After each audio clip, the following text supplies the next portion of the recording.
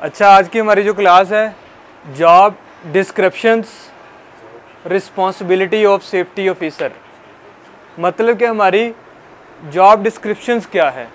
ठीक है, बेसिक हमारी जॉब की जो रिस्पॉन्सिबिलिटी है, जो हमारी ज़िम्मेदारी है वो है क्या। ठीक है, एज ए सेफ्टी ऑफिसर, एक सेफ्टी ऑफिसर है। पहले हमने HSC ऑब्जेक्टिव एंड टारगेट्स पढ़े थे, क्वालिटीज़ ऑफ सेफ्टी ऑफिसर पढ़ी थी। अभी हमारी जो है ना जॉब डिस्क्रिप्शंस, एक सेफ्टी ऑफिसर है, साइड पे जाता है, सेफ्टी असिस्टेंट है, कोई भी है, सेफ्टी असिस्टेंट है, सेफ्टी ऑफिसर है, सुपरवाइज़र है, इंजीनियर है, जिस बंदे को एक साइड दे दी जाए वो फिर उस जॉब का ऑफिसर वही है। ठीक है, और हमारी क्या रिस्पॉन्सिबिलिटीज़ हैं साइड पे अगर हमने जाना है तो सबसे पहले create HSC awareness through training, मतलब उसका पहला काम क्या है, उसने जो है HSC awareness, health safety environment के मुतल्लिक आगाही देनी है। ठीक है, थ्रू ट्रेनिंग, ट्रेनिंग के ज़रिए क्रिएट, उसने खुद जो है ना ये प्लान तैयार करने हैं। समझ आ गई है, उसने एक प्लान तैयार करना है ट्रेनिंग करवाने के लिए, ट्रेनिंग करवानी है जिसमें वो हेल्थ सेफ्टी इन्वायरमेंट की अवेयरनेस देगा लोगों को कि बेसिक H क्या है, बेसिक S क्या है, इन्वायरमेंट क्या है। ये अलग अलग 3 टॉपिक है। ये होता क्या है, इसका मकसद क्या है, इसको हम क्यों फॉलो करें, वो क्या करेगा, ट्रेनिंग जो है वो मुनक्किद करवाएगा और लोगों को उसकी अवेयरनेस देगा, आगाही देगा कि हेल्थ एंड सेफ्टी है क्या चीज़। क्यों, हर चीज़ की कोई ना कोई अहमियत होती है। जब तक हमें अहमियत का पता नहीं होगा तो हम अच्छे से काम नहीं करेंगे। अब देखें, हम नमाज पढ़ते हैं, ठीक है, अब हमें पता है कि नमाज पढ़ने का नफ़ा क्या है, हम नमाज पढ़ते हैं। हमें पता है हम नमाज नहीं पढ़ेंगे तो उसका गुनाह क्या होगा, हम नमाज पढ़ते हैं अल्लाह के खौफ से और उसकी खुशनुदी के लिए, दोनों कामों के लिए हम नमाज पढ़ते हैं। अगर हमें पता ही ना हो कि नमाज पढ़ने से नफ़ा क्या होगा और नुकसान क्या होगा तो फिर हमारे लिए कोई उसकी अहमियत नहीं रहेगी। पढ़े या ना पढ़े हमारे ऊपर उसका कोई असर नहीं होगा। इसीलिए एग्जाम्पल दी है आपको, HSC अवेयरनेस आएगी तो फिर ही जो है ना बंदों को पता चलेगा कि है क्या चीज़, किसके ज़रिए, थ्रू ट्रेनिंग्स। और ट्रेनिंग्स किसने ये प्लान किसने बनाना है, करवानी किसने है, सेफ्टी ऑफिसर ने। Arrange safety meetings and safety talks, उसका क्या काम है, वो सबसे पहले सेफ्टी मीटिंग्स बुलाएगा। वहाँ पे साइड के हवाले से जितने भी उसकी टीम है उनको जो है ना इकट्ठा कर लेगा। उसमें इंजीनियर हो सकते हैं, सुपरवाइज़र हो सकते हैं, उनकी अलग मीटिंग हो सकती है, वर्कर्स के साथ अलग मीटिंग्स हो सकती है। स्पेशली ये मीटिंग्स होती है मैनेजमेंट के लिए, समझ आ गई है। HSC मीटिंग मैनेजमेंट के लिए होती है। और सेफ्टी टॉक क्यों, उसमें बताया जाता है कि आप सुपरवाइज़र हैं, आप फोरमैन हैं, लीडमैन हैं, इंजीनियर हैं, आप लोग हमारे साथ कोऑपरेट करेंगे। बेसिकली जो सेफ्टी ऑफिसर होते हैं, सुपरवाइज़र इंजीनियर भी बहुत अच्छे सेफ्टी ऑफिसर होते हैं, उनको सारे काम का पता होता है। ठीक है, वो कोऑपरेट करते हैं, उन्हें बताया जाता है आप हमारे साथ कोऑपरेट करें, आपकी टीम भी कोऑपरेट करेगी। कहाँ कहाँ पे हमारे लैक्स आ रहे हैं उनको हमने ख़त्म करना है और अपने सिस्टम को बेहतर करना है। ठीक है, मैनेजमेंट के साथ मीटिंग करके तो फिर क्या है, अप्लाई किया जाता है साइड पे वर्कर्स के साथ। ठीक है, वर्कर्स के साथ भी सेफ्टी टॉक कर सकते हैं आप। ठीक है, डिफरेंट टॉपिक्स पे करते हैं आप। Carry out safety inspections and audit, मतलब कि सेफ्टी ऑफिसर जो है साइड पे जाता है तो वो कुछ चीज़ों की इंस्पेक्शन भी करता है और ऑडिट भी करता है। इंस्पेक्शन क्या होती है, ऑडिट क्या होती है, ये अलग अलग टॉपिक हैं, ये भी हम आगे पढ़ेंगे। सबसे पहले इंस्पेक्शन करनी है, उसने जाके किसी भी चीज़ के अंदर कोई नुकसान है, ख़तरा, हैज़र्ड है, उसको देखना है। ठीक है, उस चीज़ को देखना है, हाथ से उठाकर देख सकता है, जाकर कहीं ऊपर वर्क एट हाइट पे हैज़र्ड है वहाँ पे देख सकता है। ठीक है, मुकम्मल इंस्पेक्शन, किसी चीज़ को हाथ में पकड़ के देख सकता है, क्या सीन है, क्या हैज़र्ड्स हैं, उनको जो है ना उसकी क्रिएटिविटी वो उसको बेहतर करेगा। ठीक है, ऑडिट में क्या होगा कि वो जाएगा, जैसे चलता फिरता जाएगा, वो चीज़ों को देखता जाएगा, सेस करेगा, बंदों को देखेगा, बंदे फॉलो कर रहे हैं, कोई ऑब्जर्वेशन तो नहीं है, इस तरह की वायलेशनें तो नहीं कर रहे, तो वो ऑडिट में चीज़ें ऑब्जर्व करता हुआ, देखता हुआ जाएगा। ठीक है, अगर कोई चीज़ होगी तो उसको सेट करेगा। ऑडिट एंड इंस्पेक्शन डेली की बुनियाद पे अपनी रूटीन का हिस्सा होना चाहिए सेफ्टी ऑफिसर की। Visit the work area before start of work to identify potential hazard, carry out risk assessment and take care of hazard. मतलब कि वो जैसे ही अपना एरिया विजिट करेगा, काम शुरू होने से पहले, अभी हमने साइड पे जाना है, काम को शुरू होना है, उससे पहले हमने अपने एरिया को विजिट कर लेना, जहाँ पे काम है वहाँ पे देखना है कि क्या क्या जो है ना मुमकिन खतरात हो सकते हैं।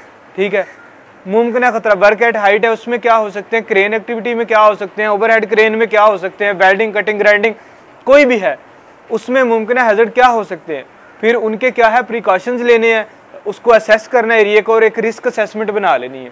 ठीक है, रिस्क असेसमेंट के उन हैजर्ड को कैटेगरीज में डिवाइड कर लेना, ये खतरात है और ये उसके क्या है प्रिकॉशंस हैं।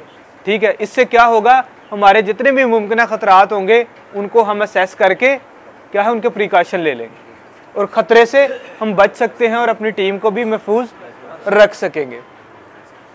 Manage accident reporting and investigation, मतलब कि आपकी साइड पे कोई भी एक्सीडेंट हो जाता है, इन केस फायर हो गई थी आपकी साइड पे, आप उसको देखेंगे कि ये किस वजह से हुई है।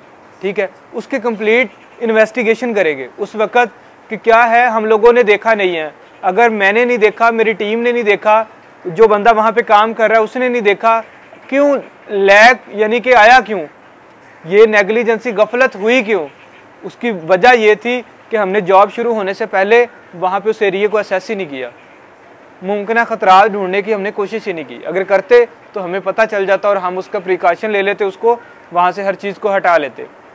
हमने उसका क्या है पूरा एरिया को असेस किया ही नहीं काम शुरू करने से पहले, बस खड़े हो गए जाके। इसीलिए अगर एक्सीडेंट हो गया तो उसको बाकायदा से उसका रूट काज फाइंड आउट किया जाता है कि हम क्यों नहीं इस खतरे को जो है ना बांध सके या जान सके, क्यों नहीं हमें खतरे का पता चला, उसमें क्या गलती है, नेग्लिजेंसी कहाँ पे आई है, और उसको मुकम्मल रिपोर्ट करना अपने सीनियर्स को कि ऐसे ऐसे एक्सीडेंट हो गया, ये वजूहात थी। और जो बंदा अच्छी रिपोर्टिंग करता है, चाहे मेरी भी उसमें गलती है, रिपोर्टिंग अच्छी करेगा, उसकी काउंसलिंग होगी और वो क्या है नेक्स्ट टाइम के लिए क्या है कॉन्शियस हो जाएगा, अच्छे से वो क्या है एरिया को असेस करेगा काम से पहले।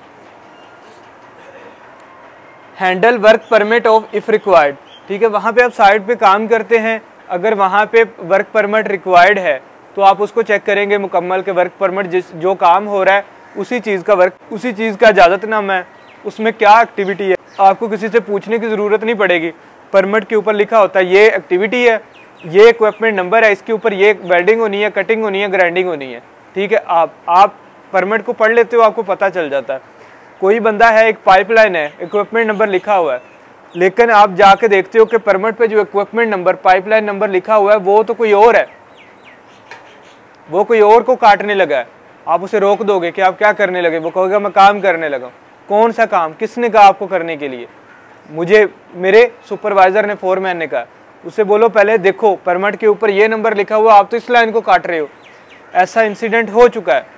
हम केमिकल प्लांट में थे यूएई में, तो वहाँ पे परमिट था, परमिट के ऊपर जो पाइपलाइन लिखी हुई थी, इक्विपमेंट नंबर लिखा हुआ था, वो कोई और था, और जो लाइन काट दी सेफ्टी ऑफिसर के पहुँचते पहुँचते उसने क्या किया, फैब्रिकेटर ने उस लाइन को काट दिया।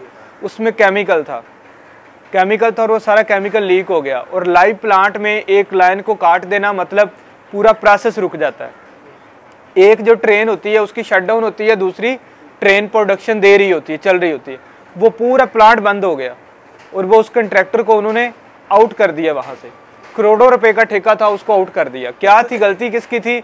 एक तो सेफ्टी ऑफिसर लेट पहुंचा, दूसरा सुपरवाइजर की गलती कि उसने टीम को बताया नहीं, कंप्लीट वर्क परमिट पढ़ के साथ जाके खड़े होकर काम शुरू नहीं करवाया। ये दोनों की गलती आ गई इसमें।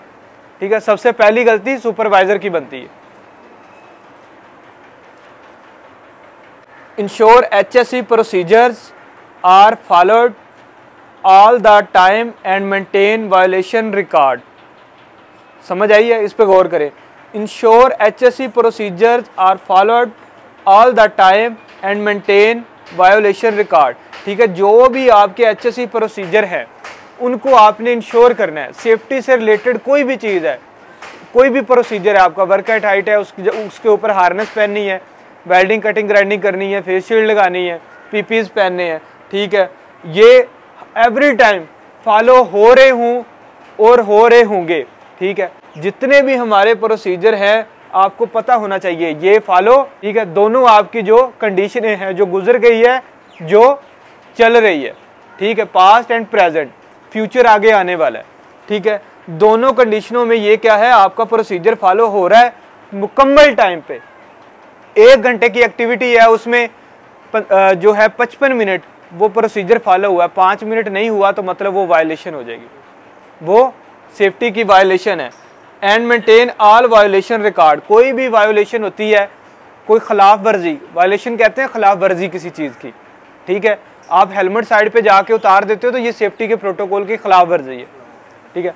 आप उसको क्या करते हो, नोट डाउन करते हो अपने पास कि ये वायलेशन हुई है सेफ्टी की, ये बंदा था, इसने इस वजह से ये नेग्लिजेंसी की है और इसके साथ ये हो सकता था, वो नियर मिस है, वो जो है ऑब्जर्वेशन है, क्या है, जो भी है आपने वो रिकॉर्ड करनी है और आपने उसको रिपीट होने नहीं देना। वो टीम में भी डिस्कस करनी है और जाके अपने वर्कर्स में भी डिस्कस करनी है कि ये वायलेशन हुई है, नेक्स्ट टाइम ऐसा नहीं होना चाहिए। Maintain a regular channel of communication with consultant and client to achieve HSE objectives.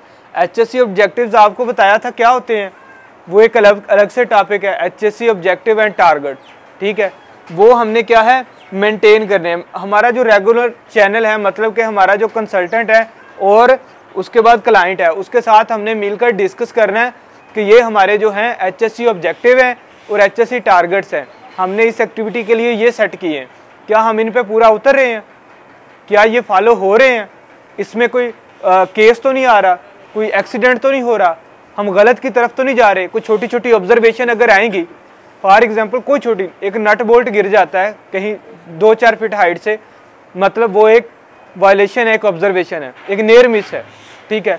अगर एक दफ़ा हुआ है, दूसरी दफ़ा फिर रिपीट हुआ है, तो मतलब कि कहीं ना कहीं पे कोई गफलत हो रही है, कहीं ना कहीं पे कोई प्रॉब्लम हो रही है, जिसकी वजह से गफलत कर रहे हैं और ये छोटी गफलत है, इससे आगे जाके कोई बड़ी गफलत भी हो सकती है, कोई बड़ा एक्सीडेंट भी हो सकता है। तो हमने अगर अपने HSE ऑब्जेक्टिव और टारगेट को अचीव करना है तो हमने छोटी सी छोटी वायलेशन को रोकना होगा। अगर किसी बड़े हादसे को रोकना है तो छोटी छोटी कोशिशें करनी होगी, छोटे छोटे हादसा को रोकना होगा। अगर छोटी फायर हो रही है, इसका मतलब कि ये बड़ी फायर का सबब बनेगी। बड़ी फायर हमेशा एकदम से तो नहीं लगती, छोटी फायर से बड़ी फायर लगती है। अगर छोटी हो रही है तो समझ जाओ कि बड़ी फायर भी होगी। अगर वक्त पे कंट्रोल नहीं किया, टीम को नहीं बताया, अवेयर नहीं किया, लोगों की काउंसलिंग नहीं की, खामोश चुपचाप खड़े रहे हो, तो बड़े हादसे का सबब बनेगी। कभी भी सेफ्टी ऑफिसर का काम नहीं है वो चुप होकर खड़ा रहे, उसकी जुबान चलनी चाहिए, हर वक्त चलनी चाहिए।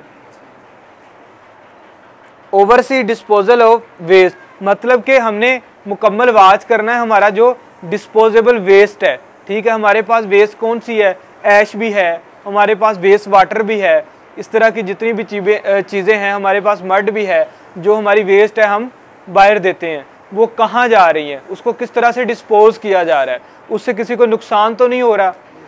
एग्जाम्पल, अगर जो ये ट्रालियाँ हैं ऐश वाली, ये भर के यहाँ से गुजरे प्लांट के अंदर से और उड़े, इसको कवर ना किया जाए, इसको मुकम्मल पानी ना लगाया जाए, उड़े तो क्या है, सांस के जरिए अंदर जाएगा, अंदर जाएगी तो क्या होगा, लंग्स कैंसर, फेफड़ों के कैंसर का बायस बनेगी। बगास है, अगर इससे मुकम्मल हम अपनी हिफाजत नहीं करेंगे, फेफड़ों में जाएगी, गला ख़राब होगा, फेफड़े ख़राब हो जाएंगे, ठीक है। इसको मुकम्मल हमने वाच करना है कि डिस्पोज हमारी जा कहाँ पे रही है और कैसे जा रही है, इसका प्रोसीजर क्या है।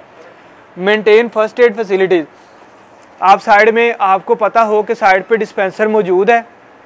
किसी को कोई फर्स्ट एड केस हो जाता है, कोई भी फर्स्ट एड, किसी को कट लग जाता है, कोई हल्का सा बर्न हो जाता है, कोई हल्की सी इंजरी हो जाती है, वो क्या है, फर्स्ट एड केस है, जो एक ही टाइम में जो है वो अगर उसका ट्रीटमेंट करे हल्का फुल्का सा तो वो क्लियर हो जाए, ठीक है।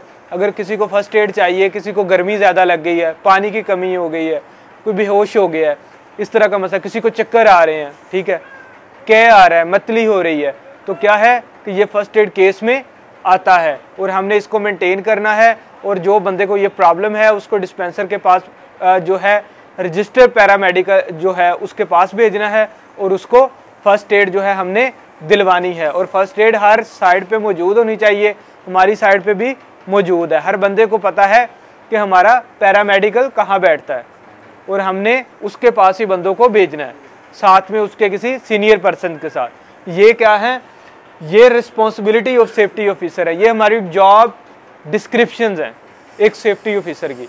अगर मैं कहता हूँ ये चीज़ें सारी कवर कर ली जाए तो पीछे कोई चीज़ बचती है?